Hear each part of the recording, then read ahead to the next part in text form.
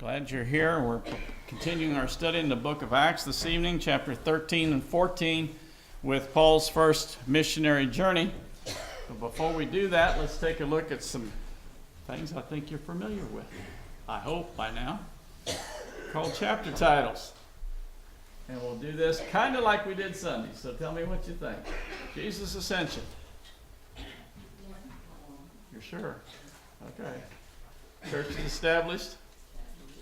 Okay, put away your cheat sheets. 3 and 4. First persecution. I gave you that one. All right. Death, Ananias, and Sapphira. Stephen's arrest and death. 6 and 7. Conversion of the eunuch. Conversion of Saul. Conversion of Cornelius. All right. Christians first in Antioch. Okay. Persecutions in Judea. Okay. For Paul's first journey. 13 and 14. We'll wrap this up, I hope, this evening. At least get through the material tonight. We'll find out and see. But we'll take a look at it. And, you know, if you need to fill in the blanks in your cheat sheets, there they are. So there you go. All right. Just by way of showing you on a map, I wasn't able to do this Sunday. I wanted to kind of highlight this a little bit so you could see what was going on. But you know, the Paul's journey on this trip starts at Antioch here in Syria. This is interesting. Oh, there it is. There we go. Here at Antioch in Syria, and as he moves then to the Isle of Cyprus, to the west to Salamis, then Paphos, then on up then to Perga, and the second Antioch, okay, is here. Antioch of Pisidia. I read somewhere that there were 16 Antiochs. Oh, I'm sure there is. I mean, it's just like, how many Clevelands do you know? Yep. You know, that kind of thing. But how many? 16 total? Were they all in this region? Yeah. Were they? Yeah. Interesting. I believe it's whoever captured that territory in Syria, I believe. Mm-hmm. And I believe the rulers. I don't know if there's all that many at one Named time. them after that? Yeah. Sure. That could have been. At this point, Rome would have been involved, would have had this. Yeah. But yeah, I mean, that was normal. Those kind of guys would name cities after themselves. They were proud of their position and themselves and, you know, that kind of thing. Anyway, that's where we are at this point, and that's where we have Paul in chapter 13, and we're down to verse 44 to talk about, to show that this evening as to where we pick up. Antioch is I'm seeing things here on the screen. Okay, here we go. And then Antioch up here. All right, here we go. I'm seeing things change here a little different, so bear with me just a minute. Anyway, at this point, what has happened with him meeting with the group in Antioch at this time? He starts out in the synagogue as normal. What happens? Good, bad, or otherwise? Initially though, what? Starts out good initially. I mean, we've got a reception. We got people hearing what's going on. We're good with that. In fact, so much is going on. They want him to come back. They want next week. They want another series of that. Okay, but what happens when that takes place? These Jews follow him up there and they stir up the people again. Okay, they've got a problem with that because, you know, when Paul's allowed to speak, he presents everything to them that there's no question about, you know, the history of the Israelite nation and so forth. And then when most of the whole city comes together, what happens? And that's exactly it. That's exactly what takes place. They're eat up with what goes on, and Paul and them are you know, there's you know, you reach a point where there's nothing you can do to fix it. Okay? And so they say, hey, we're going to go to the Gentiles, which the Gentiles loved. That was a good thing for them. But the Jews just go ballistic. And then, as a result, the Jews stir up devout people, those in positions of leadership, prominent women and chief men and so forth. And Paul and Barnabas are, in essence, you know, thrown out of the city. So that gets us to verse, as we go through verse 44, we start with that, and that's in a nutshell what takes place. And as Paul makes some information there, in verse 47, there's a neat little sidebar here again that Luke gives us. Because if you notate in your Bibles there, or you look in your Bibles, verse 47, you probably see some things there either in all capital letters, or it looks like it's a quote from a passage, that kind of thing. The first part of that is not a quote from a passage of Scripture. Okay? Where did those words come from? Recall Paul's conversion.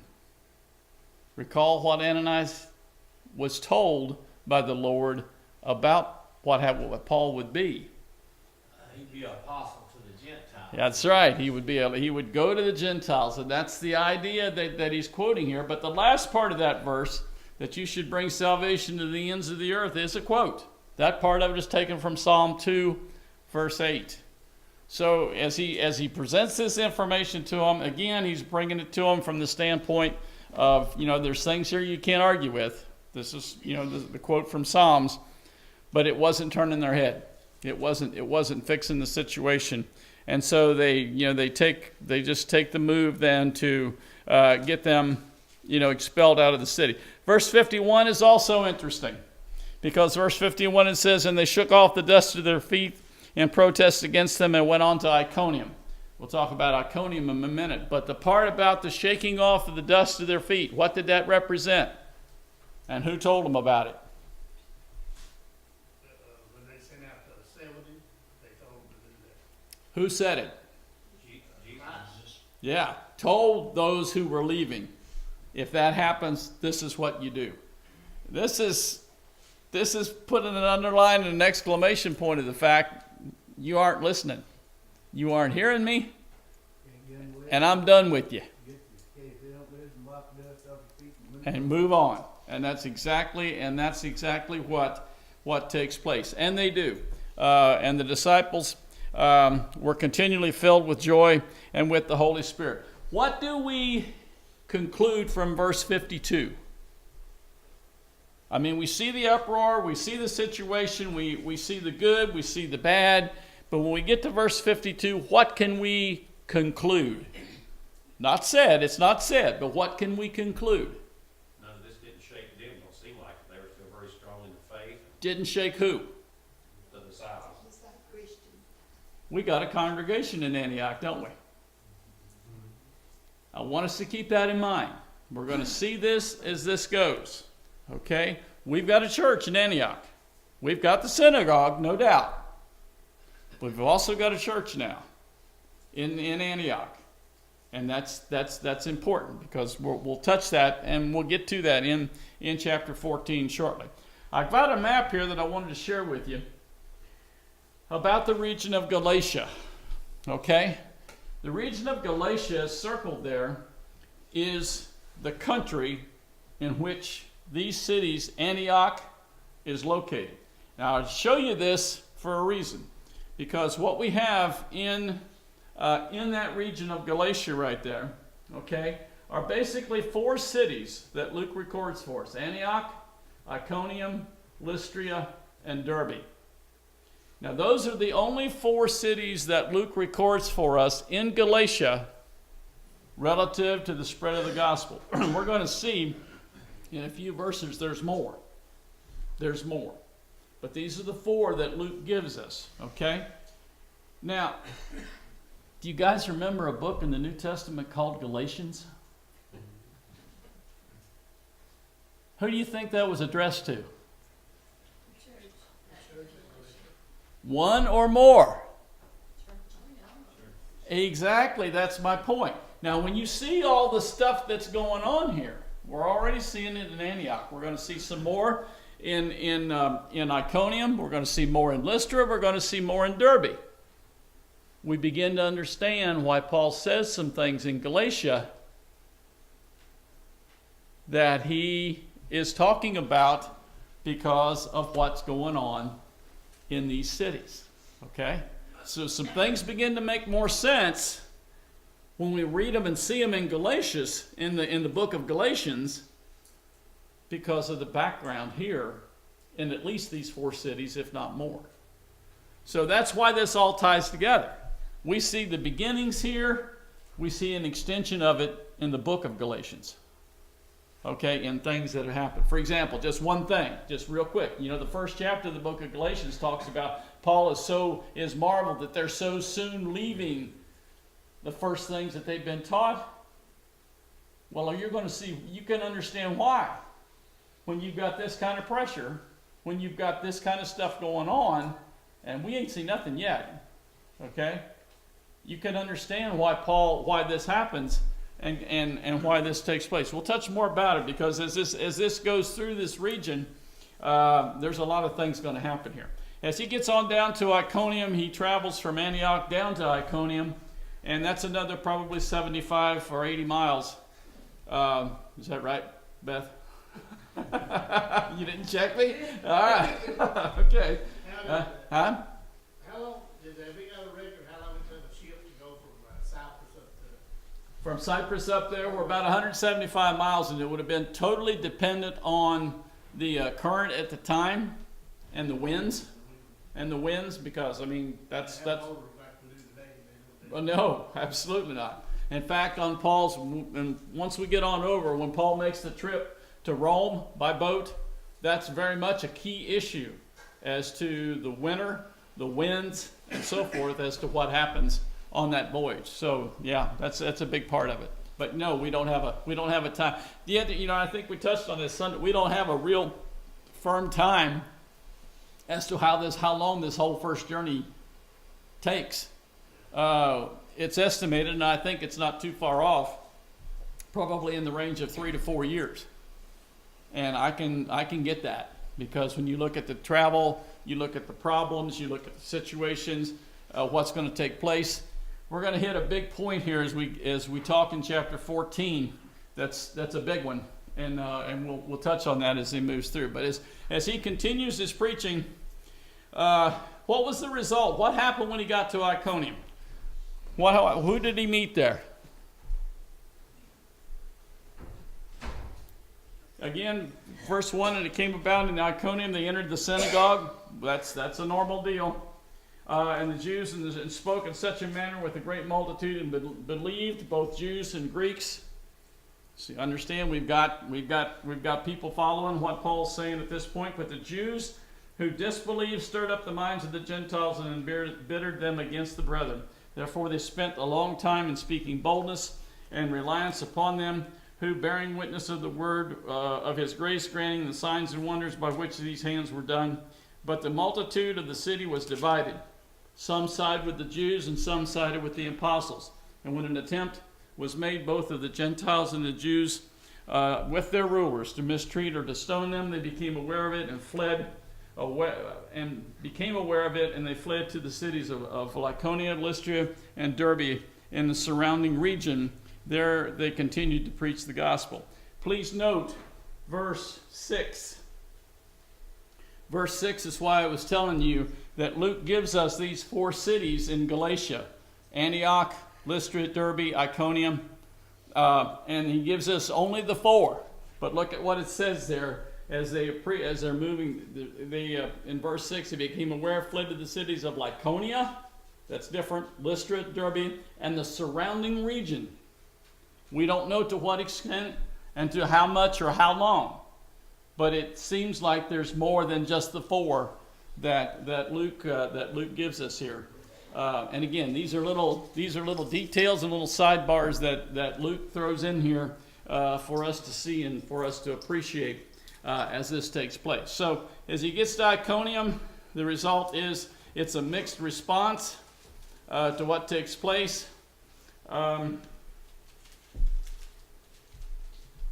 There was a lane when they get onto Lystra. Then, as they move on down, what happens when they get to Lystra? Who do they meet? Talking about the lame man? There you go. All right. There's a lame man there that they meet, and he's been lame basically from birth. Verse 8. And this man's listening to what Paul has spoken, who, when he had fixed his gaze upon him and had said that he had faith to make him well, said with a loud voice, "Stand upright on your feet," and he leaped and began to walk. What's the problem with that?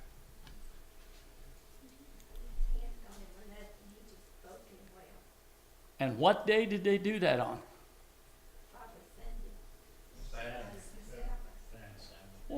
shame on them. They should not have done that. That's what they did, though. And there's absolutely nothing wrong with it. But that's the part that creates the real big issue for what takes place. Because when this man then is healed, these people just go crazy. These people just, what's their response? What are they saying? Yeah. I mean, this is above and beyond, what can normally happen here. And so they begin to speak in their own language that the gods have come down, verse 11, and have become like men and have come among us. And of course, then they wanted to make Barnabas the god of Zeus and Paul Herminius, because he was the chief speaker. And of course, this isn't gonna happen. Verse 14. But when the apostles Barnabas and Paul heard it, they tore their clothes and rushed into the crowd, crying out and saying, "Men, why are you doing these things? We are also men of the same nature as you, and preach the gospel to you in order that you should turn from your vain things to the living God, who made the heaven and the earth and the sea, that all them in is.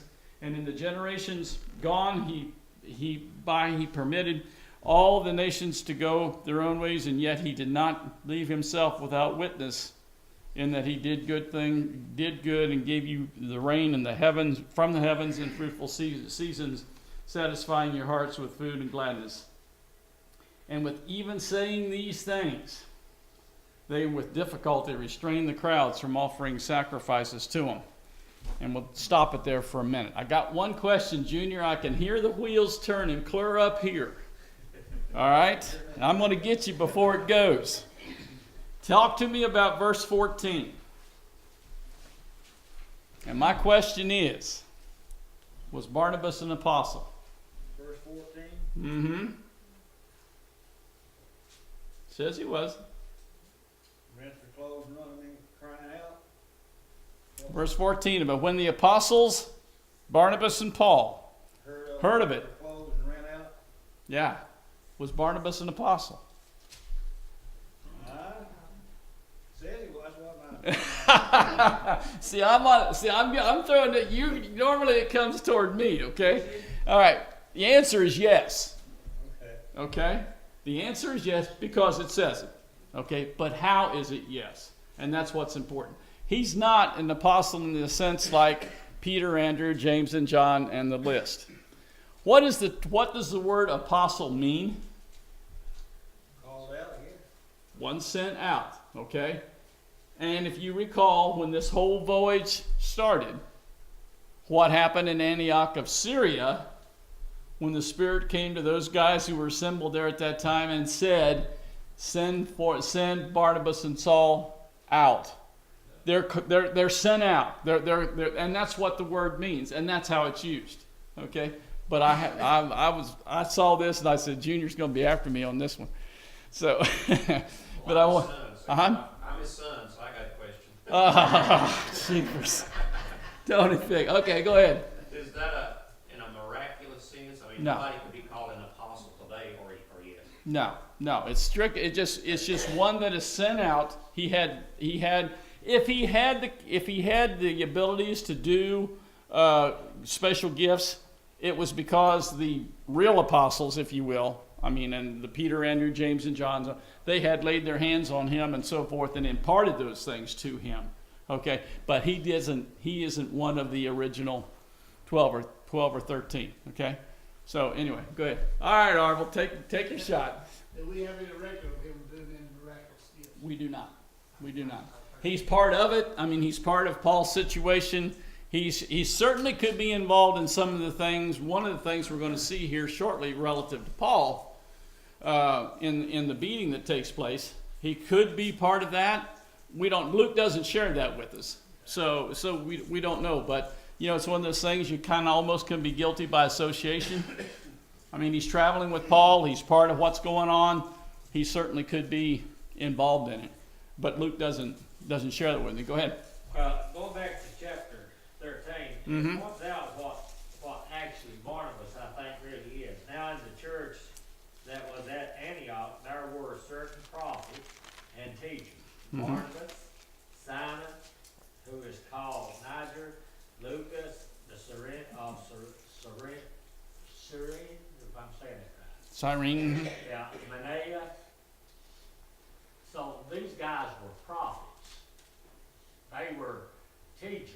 Now, they as far as doing miraculous things, we don't have nothing of them doing that, but they No. certainly was a miraculous teacher. Well, what I wanted us to get with verse 14 is when Paul lists him like that as an apostle, that can sure throw a curve at you. Oh, yeah. That can sure throw a curve. And I wanted just to make sure we had that straightened out. He's not an apostle in the original sense as the original 12 or, in Paul. Okay? In verse 9. Go ahead. What's that? It talks about this lame man, and it said when Paul was speaking, he steadfastly beholding him and perceiving that he had faith to be healed. Mm-hmm. And then that's when he healed him. Right. And so do you think that's where a lot of people get this thing that if you don't get healed, you just don't have enough faith? It certainly could be. It certainly could be. But in this particular case, it's not changing the outcome. No. It's going to, the man's going to be the beneficiary of what takes place no matter what. No matter what. Go ahead. Maybe days people ain't gonna do nothing like this. He feel like Bob knows stuff stopped and Either that or we got some awful old apostles around here. The Bible. They need to tell somebody to teach the Bible to them. Right. Right. Go ahead. When it's talking about this, he says, Paul observing intensely.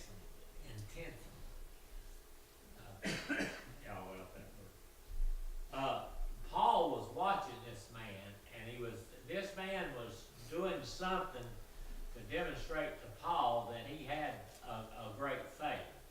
I don't know if he would have been maybe trying to get to Paul or what, but Paul seen something in this person that demonstrated a great faith. Mm-hmm. Mm-hmm. And again, what's the purpose behind what Paul does? It's to show everybody. It is. And it's to confirm exactly what he has been saying all along, as this is of God.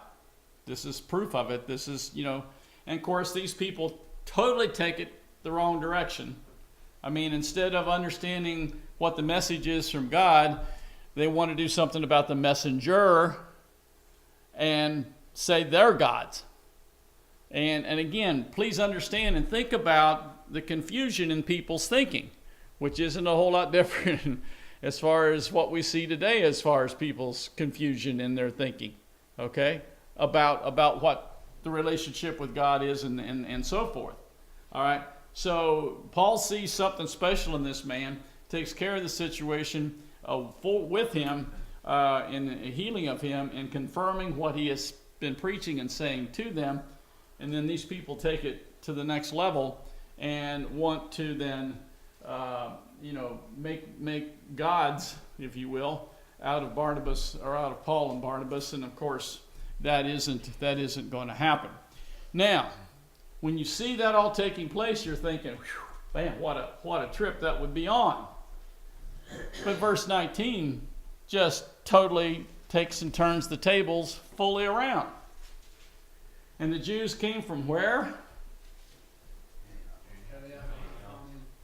They made this 80-mile trip, and plus a little longer, all the way down to Lystra for the express purpose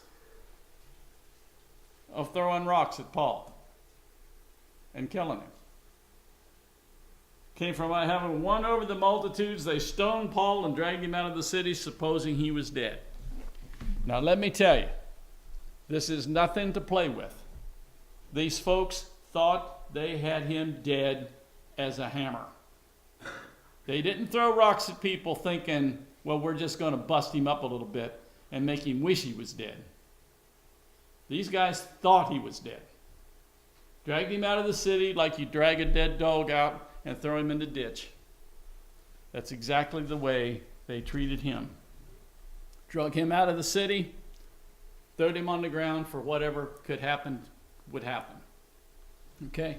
It's a tremendous, tremendous situation, and the influence of envy that the folks had in Antioch is just astounding, because Paul is stoned and left for dead there, and it's just heart-wrenching to see what's going on. Now I want to share some things with you here that's pretty interesting. With that thought in mind, with him being dead, they think, okay, if you take a look then, right after that, verse 20, and while the disciples stood around him, he arose and entered the city, and the next day went away with Barnabas to Derbe. You think there's a miracle worked here? I would totally agree. I would totally agree. Go ahead. Where was Barnabas while they were stoning Paul? I'd say running for cover. Because it doesn't say that he was with Paul when they were stoning him. Exactly. I know it. And there's other interesting things that happen like that. When we get to when he's at Ephesus on the third journey, and the riot in Ephesus takes place, Paul wants to go into that arena, and people could hardly keep him from going in, because if he did, they'd pull him apart. We don't find anything at all about those traveling with him. Where were they? What was going on? Luke doesn't share that with us. Okay, but if I'm Barnabas, I'm standing there. It's like a helpless situation. It's happening. There's nothing I can do to stop it. And man, Wasn't he preaching too? yes, Well, how come they wouldn't stone him too? Luke don't tell us that. Luke don't tell us that. And again, it might be from the standpoint you take a look at it. If we take care of him, maybe this one will shut up too. Maybe that'll put a lid on this whole thing. Go ahead. Sound like to me he was fearing for his life too. He very easily could have. I would have. It would have made perfect sense to have gotten out of the way. You bet. Go ahead. The Jews really wanted Paul out of the way because they considered Paul a turncoat to start with, because he had left this Jewish religion, he had turned to Christianity, and from the day that he did that, they set in motion the idea of trying to kill him. And actually, at his conversion, they had to let him down over the wall in the basket, because they were laying away to kill him then. And so they just drug him out here for a public stoning, and they stoned him. Now, I don't know if they were that hot after Barnabas, because Barnabas wouldn't have been to them a turncoat. He'd just been somebody preaching something that he believed. But Paul, they really wanted to get him because of what he did to their religion. If you go back to verse 12, where they're in this frenzy about wanting to make gods out of them, okay, when the crowd's like that, look at what they want to do to Paul. Paul, they wanted to name Hermenius, Hermes, because he was the chief speaker. Right. I think we go after the head of the snake, if you will. We go after, and we take care of the one who's doing the talking, and the rest of this will go away. Possibly that. And, there's all kinds of things. Luke doesn't give us the detail, but I do want us to understand that Paul is stoned here, and when he does that, the miracle then is the next day. Or the miracle comes right after that, as he's allowed to get up, go back into the city, and then walk 38 more miles to Derbe. People must have been a lot careful getting the word. No, they serve an awesome God, let me tell you. They serve an awesome God. There's no way, there is no way that the man took the stoning that he took without busted bones, broken head, all the stuff that you would expect. These folks thought they had him dead. They didn't. They knew what they were doing and thought he was gone. Okay. In 14 and 15 indicates to me that Barnabas was with him. Oh yeah. How he escaped the stoning, because he was right there.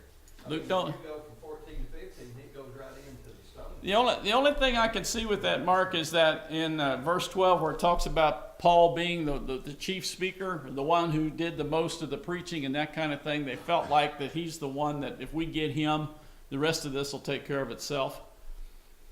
Luke don't tell us, so anything that we talk about or figure out about it, it's just a pure guess. Well, you know, it could be a kind of like instance that Peter denied the Lord, the women and the people do. Mm-hmm. But still yet they didn't kill him, even though they knew it. Right. Right. You know, the Peter. attention was set on Christ. Mm-hmm. Maybe you're right. Just a minute. The attention was set on Paul this time. Right. Belvis? I was just gonna say, sometimes, like, just like the old westerns, you leave one person to go back and tell everybody else, hey, if we Okay. keep up this going on, we're gonna get that. Sure. Sure. Go Or ahead. it could be. That goes to show you that God's word Go ahead. shall never die. That's right. Right. God's taking care of his people. Go ahead back here. What did I say? That he could have been somewhere out there preaching. It's possible. Now, there's a thought with that because we talked about, the surrounding areas. I mean, it's very possible that he could have been, but again, like I said, all of this is pure conjecture. We have no clue. Go ahead. Well, to be with somebody don't mean you're right within hand's length, neither, Mm-hmm. But remember Paul, and I think this is what Paul was talking about when he said, I knew a man, I think it's 14, 15 years ago, whether he was in the body or out of the spirit, I don't know. Mm-hmm. I think this is the place that Paul is describing the time that this happened. Because within himself, at the time they stoned him, he didn't know whether he's dead or what. Right. So, There's. I don't mean to cut you off. You good? Oh, no, you're Good. fine. All right. All right. There's some things I want us to see with this as we take a look here, because there's going to be some things happen here real quick in this study in chapter 14. I want us to all stay together on as we do this. Okay. In Lystra and now Iconium, Lystra, and we'll get to Derbe in a minute. Okay. What is the thinking now? We've already talked about Christians, churches established in these cities. What have we got in Lystra? Do we do we have a church in Lystra? Actually, they got food established when I say we did. Okay, we do. And here's how I want you to know this. Okay, if you look at 1 Timothy, 2 Timothy chapter 1, where Paul is talking about Timothy, and he talks about his mother, his grandmother Lois and his mother Eunice. Guess where Timothy's from? Lystra. Okay?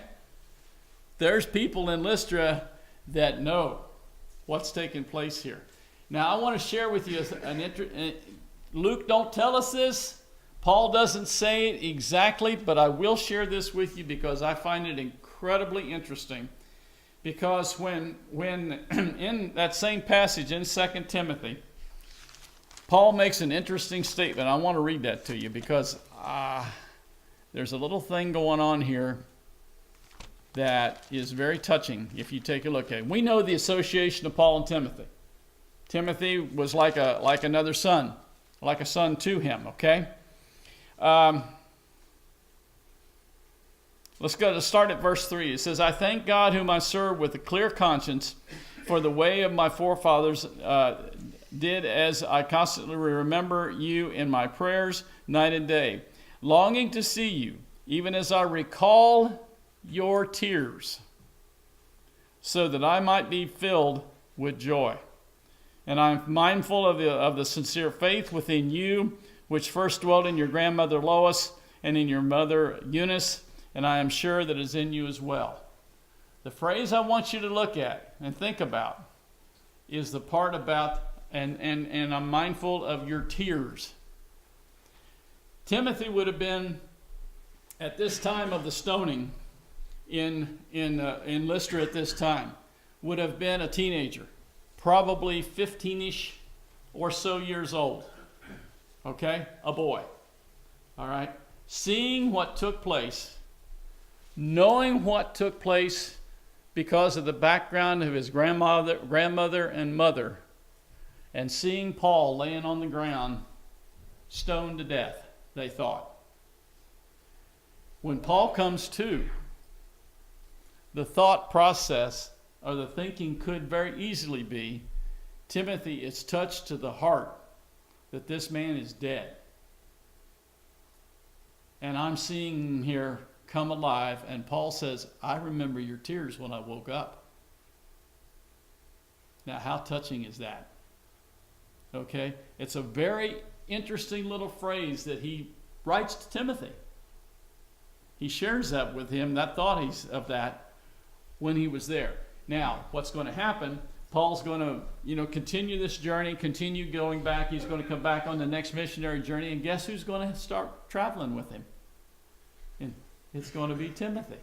And it's going to be some years later as he's gotten older, and that kind of thing. But right now, as he sees what has happened to Paul, it's a touching scene. It's a touching thing that he makes reference to. So the relationship begins, and it's very, very touching as to what it's going to take care of. And no doubt, it talks about here in that verse that let me go back and find it here. And while the disciples stood, Luke doesn't give us a time frame, but the next day it talks about he makes the trip then on to Derbe from there. No doubt there was some bandages and Neosporin and all kinds of stuff that somebody could do to help him. It's a miracle enough for him just to be conscious, to be able to get up, and to be able to recover like he does. And the next day, it just makes it so special because it's the next day when he goes on to Derbe, and many obey what takes place there. Luke doesn't give us a lot of details of what happens in Derbe other than things begin to happen, but I want to share with you some things that takes place as we get there. Okay? He's at Derbe at this point. This is a deal because it's a testimony to the makeup of the man Paul. And I want to show you this because here he's 38 miles from Lystra down to Derbe. Okay? Tarsus was home for him. Okay? That's only 113 miles away. And it's not only 113 miles away, it's down what is called the Gates of Sicily, which is an easy travel. It's a travel, I think, from what I was able to find out, it's even used yet today as a matter of moving in that part of the world from Tarsus on up to the northwest. Why wouldn't you want to take the easy route? You're busted up, you're hurt, you're lame, who knows how bad, and go home. God had to have something to do with that. You bet he did. And you bet he did. And I underline that point, John, because that's exactly what he was called to do a job. And the job's not over yet because at Derbe, the mission of this journey changes.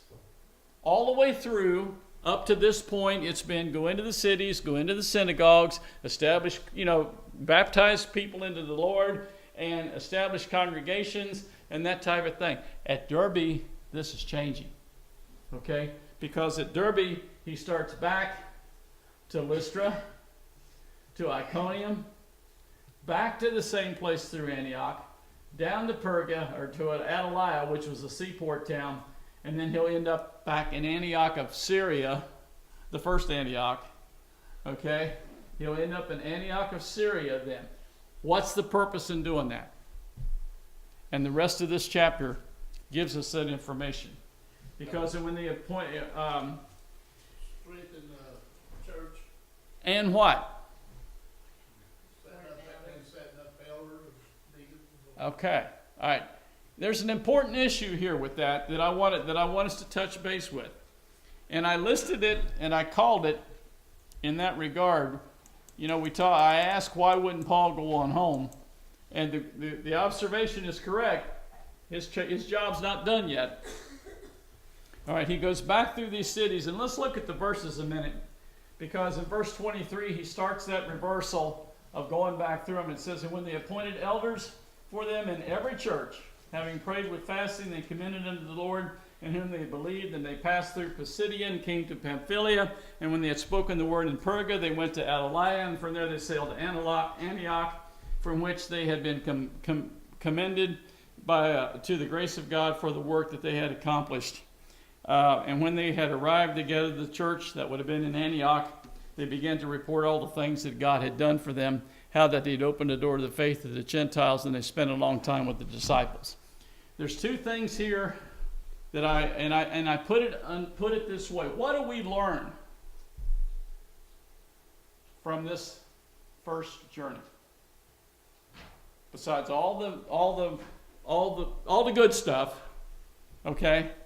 What can we learn for today from what we just see Paul doing as he makes his reversal back and reverses the route to go back home?